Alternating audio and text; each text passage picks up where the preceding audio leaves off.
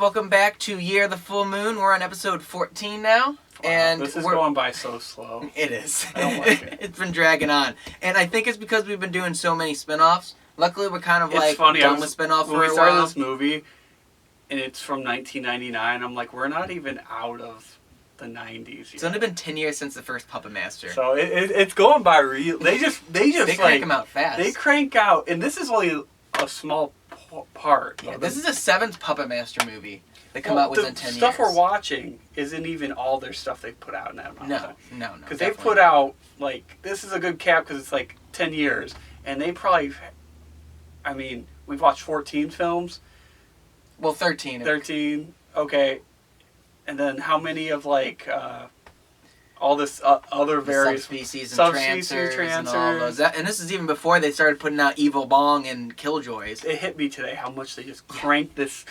Full Moon can do it. Don't want to say crap out, but crank the crap out. Speaking of cranking the crap out, as we talked about with Totem, that was cranking out the crap. We just watched Retro Puppet Master. Great movie. One of my favorites. Great. It's up there with the original, definitely. 3 that were better acting than the first one, I can tell you that much. It's better than 4 and 5 and 6.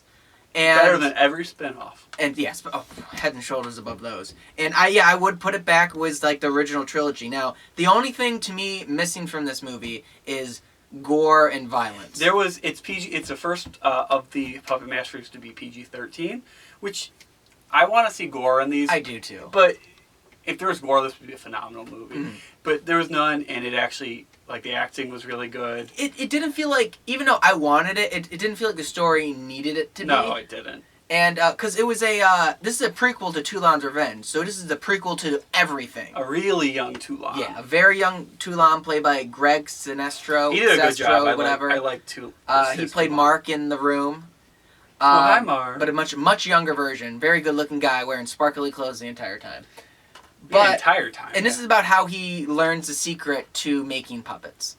And pretty much the main gimmick of this is that there's kind of retro versions of the puppets that he eventually makes. You could kind of see the how some of them at least morphed into these other ones. Well, for example, Blade, there's a retro Blade, retro 6-shooter, retro Pinhead, and then there's someone called Drill Sergeant who's basically a retro tunneler. Mm-hmm. But they also introduced 2 new puppets. So besides those other ones that kind of look like really low-grade versions of the puppets we know, because they look like they were just cheaply made, and you could tell they were designed to look cruder. Yeah, that's a good word for it. Yeah, they were very crude. Design. Which I actually kind of like this crude. I do too. They were a lot darker.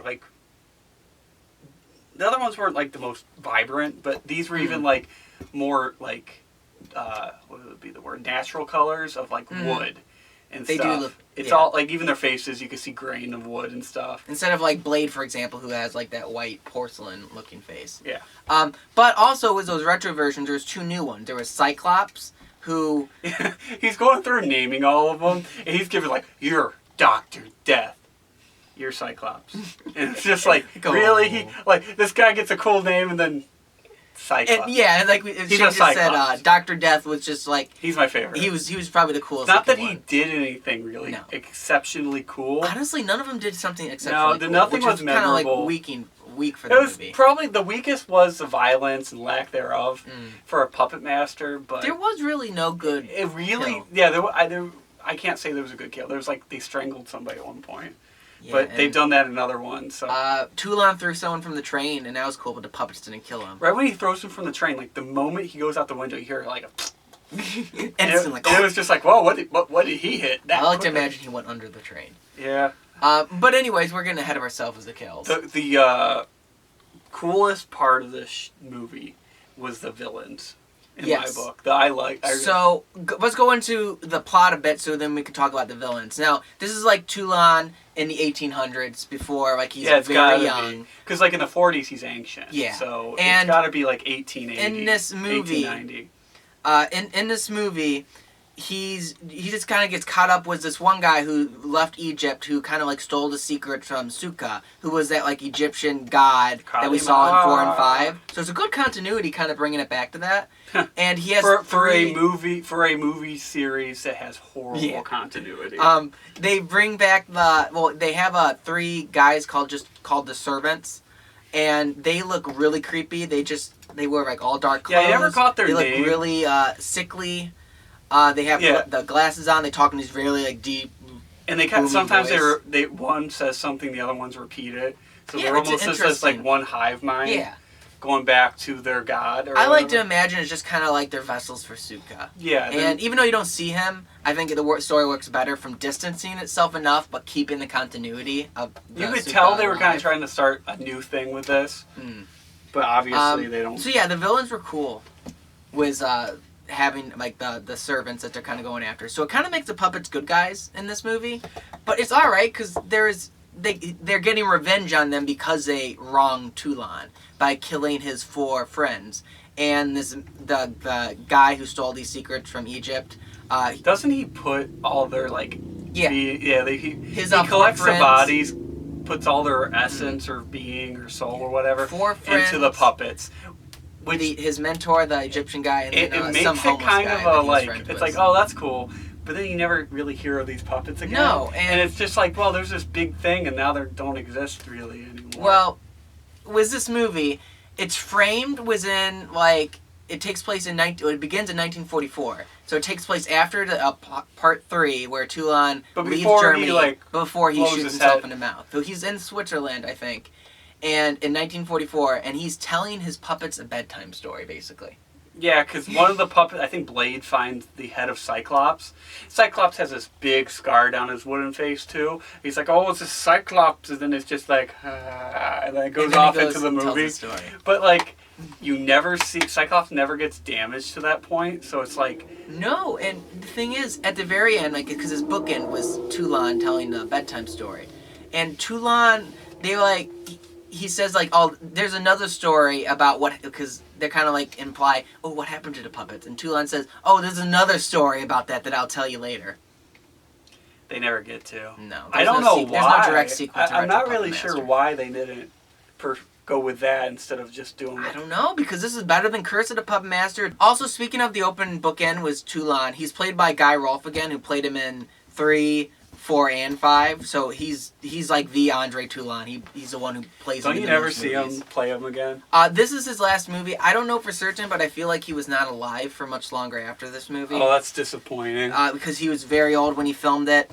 And along with that, it was just like a small scene that he was in this movie. So, because he probably wasn't in good health to continue on.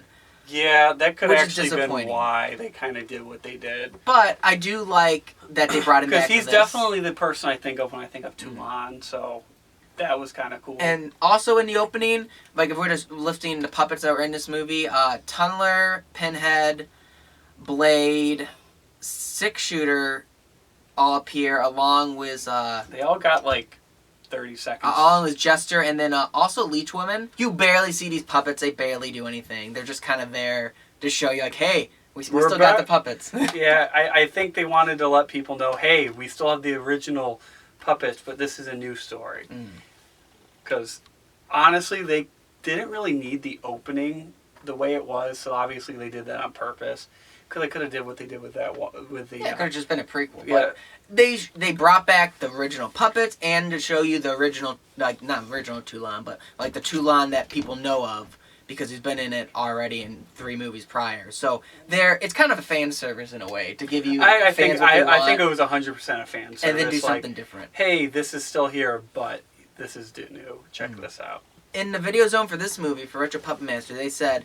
The next movie we're coming out with is Puppet Master vs. Demonic Toys. That did not happen till much later, like at least 5 years later, and it wasn't really made by Full Moon. It was a Sci-Fi Channel movie that they kind of like pretty much got the rights to do. And you know if Sci-Fi has anything to do with it, 95% of the time it's a train wreck. But we'll get to this movie when we get to it. It'll be after we do Legacy, so it'll be like episode 16 when we get to it. Oh, God. But So we got crap any coming up. final thoughts about Retro Puppet Master?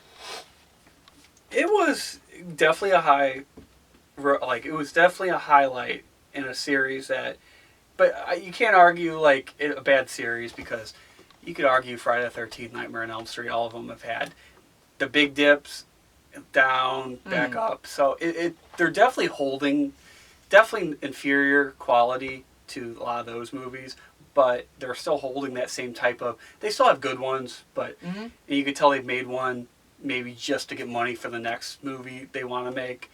So this one was definitely a high for them. I don't know how well it did. After 3 lows in a row. Yeah, I don't know how well they did financially. That might be why they didn't continue, like you said. Which is disappointing. You will never find out what happened to the Retro Puppets. Because it's definitely one of my favorites. I would put it up with the trilogy. It's got to be up there with the third. I don't know if it's necessarily better than any of the others, because this has stuff that's better than the first, but the first has stuff better than this. So first had good gore, but this had better acting. The acting in the first was awful, like you said. The production value is pretty good. It was filmed in Romania. I would say the production value might have been better than the first one for sure. And they all speak English, so it's like, I think Romania... Oh, that's just convenient. I think Romania...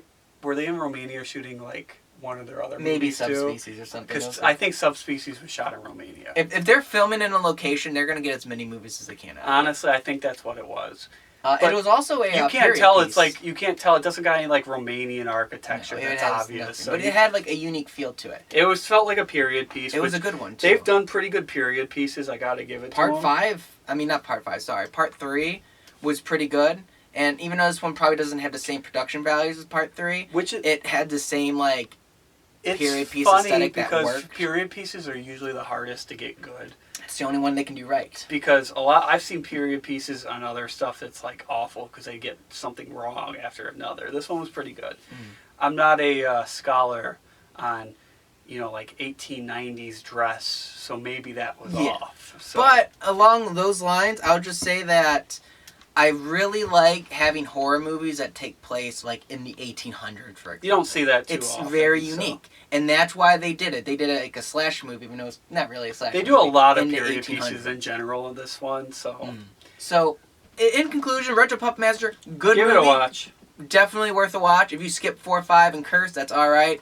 Watch Retro Puppet Master. Watch 1, 2, 3, and then go to this one. Don't watch the 2 hours of rare behind-the-scenes bonus features on a Blu-ray, though. I don't know how no good one that's has gonna time be. for that. I don't know. It might be enlightening, so maybe you might want to watch it. We're not. Proceed with caution. And we're watching everything, so that's kind of sad.